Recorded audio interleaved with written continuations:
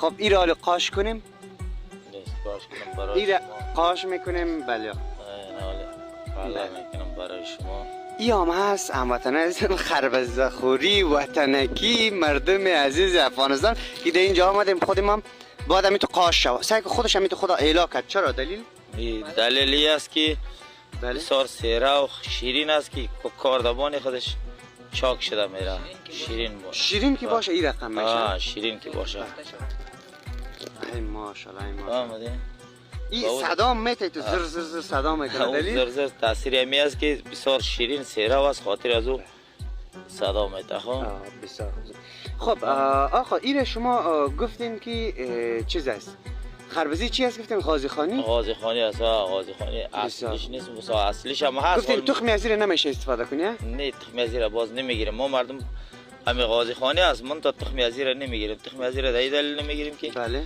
این قاش کردنش هم به تصویر میگیریم که چه رقم قاش میشه. یکی دیگه این حالی شما این رقم قاش کردین، ما یک آنجای دیگه میبینیم تو قاش باریک قاش میکنه. او چه رقمش است؟ این حالی او رقم او وطنی است. این کجاییش است باز؟ این دیگه خارجی خوردن های کلاس بالاست. ای ماشاءالله. این ساز دیگه او ساز که است؟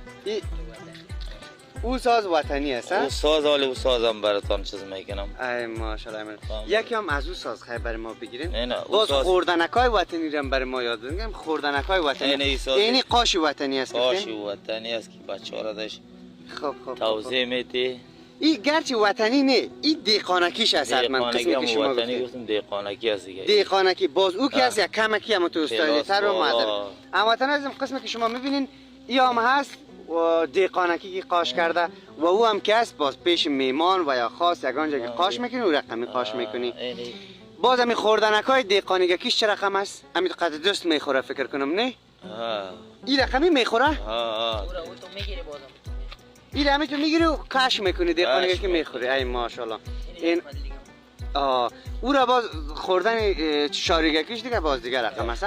یکی من از اینجا نوش جان میکنم به اجازهتون آقا عبدالسلام. همه چاقو است امروز چاقو. نه خیر از دست همون تو وطنکی دیقانکی گفتن نه کو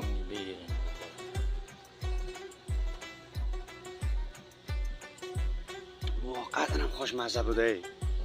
باور بکن اینقدر خوشمزه است ماشاءالله که هیچ باور من نمیشده. این خربزه شورکل میگه. خربزه شورکل که است بسیار چتی شیرین است. در روی دنیا شاید خربزه شورکل نباشه. در روی دنیا یا در روی افغانستان؟ در روی دنیا. شما قسمی که میبینین میگن که در روی دنیا نام داره. امام صاحب یک نام خاص داره. بله. در روی